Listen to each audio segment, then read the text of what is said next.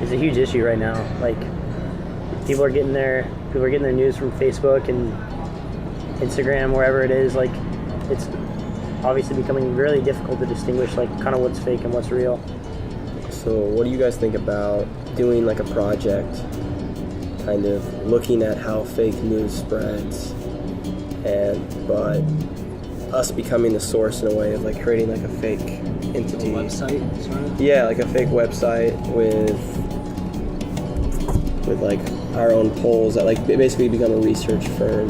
So you want like a legitimate news source that we create that's completely fabricated, that basically is putting out this fake information, fake polls that's gonna basically generate traction, and then hopefully we can kind of analyze that.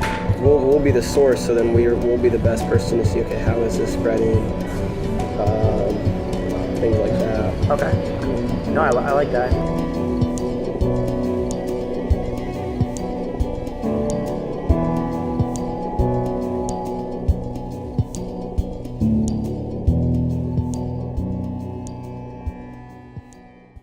I think I only need to sign, I need to sign this. I think it's just there, yeah. I guess we're becoming legitimate.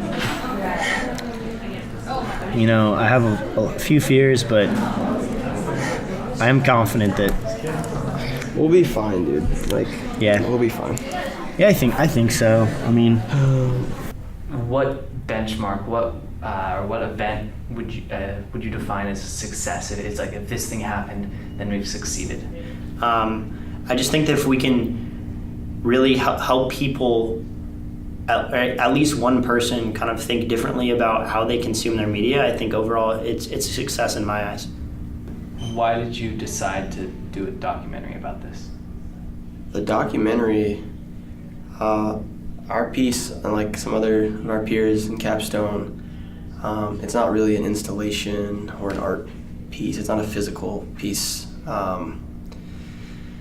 It's more of a conceptual thing that we're doing online. So we need kind of a final deliverable, and I think that's a pretty good way to do it, is to film and document what we're doing. Are you worried at all about this project? Yeah, definitely. I mean, from the conception of this idea, I've been somewhat worried. It's accompanied with excitement. If we were to pull this off, it would be super interesting and very beneficial to a lot of people. If it were to go wrong, it would be like really bad. Fake news, it seems to me, has spawned like a virus.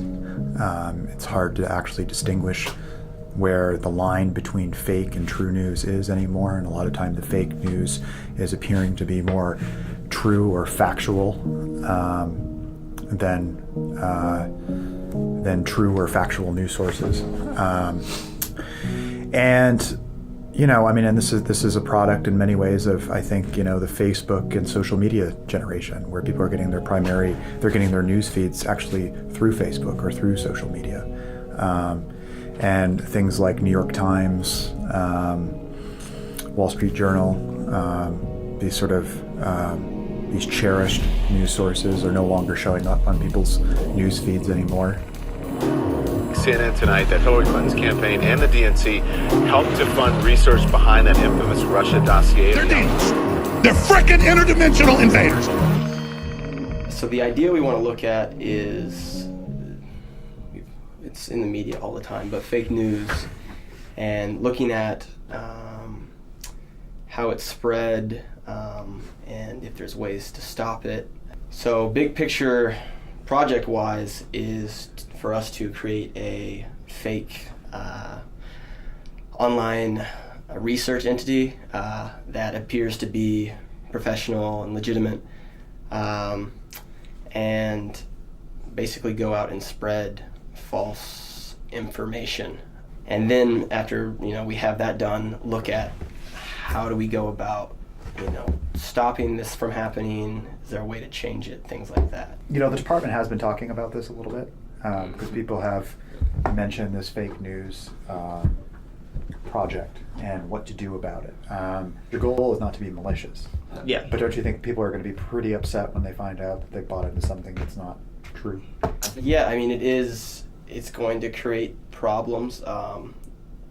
We're definitely not trying to embarrass anyone. We're more trying to point out how easy it is for an individual to digest this information and truly think it's believable, when in reality it's something created by a group of students.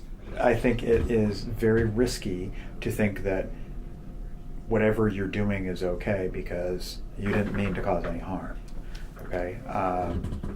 Because I think a lot of harm can be done, and I think you need to be thinking about how this is going to play out in the university, right? This could jeopardize a variety of things. This could jeopardize actually you finishing your capstone. Think about it as a little news laboratory right now, not a big news laboratory, a little one. But yeah. It's understood. All right. Okay, so cool. Thank you. In that case, let's get to work, guys. All right.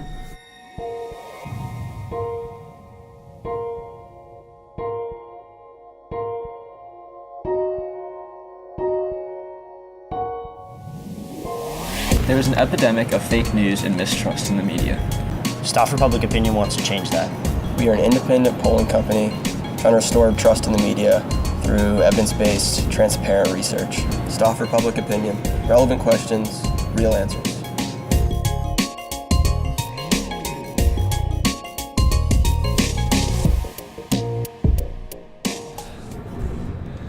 I just don't know, dude. I mean, About what? like, so I think that, like, our idea is really awesome. I just don't know if we're going to get the traction that we want. Like in order for us to have, like, a final deliverable, like, we've got to show that we have a lot of response and traction, impressions from the posts that we're making on a consistent basis. Otherwise, like, we just don't look legitimate, you know? And I don't know, and even what we have been able to do, I don't feel like completely right about it, you know? Like, I feel like we are kind of like duping people a little bit, you know? It's like, we have put some stuff out there, and I just feel like someone's reading it right now, like, thinking they're all smart because, like, they have this new information, but really they're gonna sound like an idiot tomorrow when they tell someone, like... Yeah, I mean, no, they're both good points. Like, for me, I think we've picked a lot of good topics. I think at least one will pick up traction at some point. Like, I'm not pumped about feeling like I'm tricking people, but I don't see another way to kind of wake people up to it. You know, the only way news sources and people themselves, I think, are really going to be forced to question their sources, or if maybe they look bad at some point. If something actually, like, does get picked up, which I still, like, don't even think is going to happen, like, what are we going to do then? We don't have that much time left for it. So unless we want to scrap it and completely move on to something else. We don't have that choice anymore. All right, so we've been working on this for a while. We're not really getting, I guess, the responses that we originally thought we would. I'm a little scared at kind of what we're going to be able to present, honestly. The other night I was making fake polls, and I don't know, it started to freak me out just because I was typing in, like, I literally was just coming up with random numbers for these polls, and it didn't feel right. I kind of see it as there's only one way to make people question themselves more, and that is to prove them wrong and, like, publicly do that. Whose job do you think it is to determine what's acceptable bias? That's a really good question. I mean, the philosopher in me thinks that it's everyone's responsibility on some level. I think we all need to be treated and trained as vigilant consumers of information. So yes, the responsibility, of course, lies on the big news corporations and so forth. But given the sort of neoliberal times that we live in, the more that we consume this kind of fake news, the more that they're going to produce it. So I think the responsibility is on all of us. In terms of how we consume news, we're all in our own little bubbles right now, for sure. I don't think people go to their news source to get news as much as they do to affirm what they want the news to be. It's an environment where fake news is going to do very well in when people aren't questioning the information they're getting. I mean, everything can look legitimate now. Like, all you need is Photoshop to become a graphic designer these days. people just don't think twice. And when they see something down on their Facebook feed and that looks interesting and that's something that maybe they want to share with their friends or is pertinent to their life, they're gonna assume it's true. I think that it's extremely irresponsible of consumers not to pay more attention to where this news is coming from.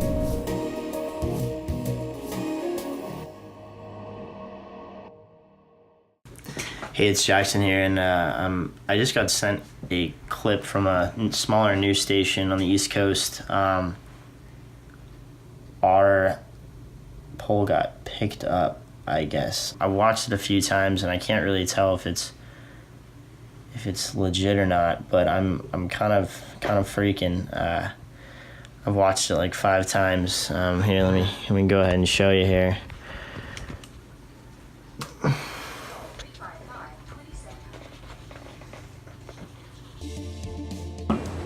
A new poll by Stauffer Public Opinion shows that 65% of people are in favor of constitutional carry, which allows anyone to conceal a firearm without a permit. In Northern Connecticut, I'm Ryan Curry, Fox 23. I'm gonna obviously have to send this to my group members pretty soon here. This is kind of insane. Alright, so I just got a very interesting message.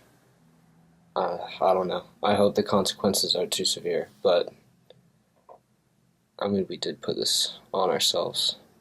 We'll see what happens. Fingers crossed. Fingers crossed. Hello. Hey. How's it going? It's going. It's going. So I assume you guys know why we're here. Last we talked, if I recall, I said something like a little experiment, little laboratory.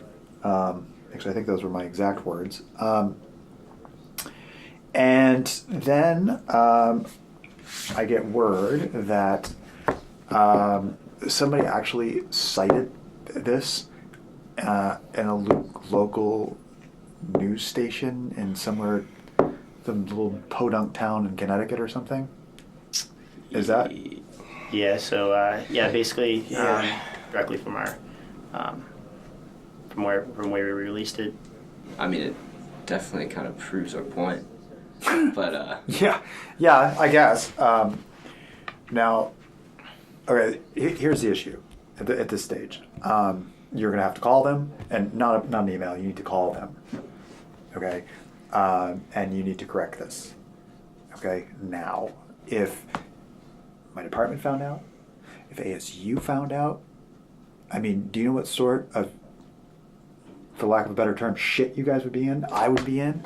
I supervise this, okay? I said a little laboratory, a little experiment. I don't even know what. I mean, what do you have to say for yourself? There was no negative intent from the start, and we feel bad about it because we really just didn't expect it to get this big this fast. This is the issue. I'll tell you, this will come out. This will not stay. I mean, my first response was we need to not. I mean, let's just try to squash it. But it will come out. They'll have to say that the news story that they put out there was actually not true. They'll say that this was a capstone project from art and media students at Arizona State University. And yeah, that will be out. Do you think you succeeded?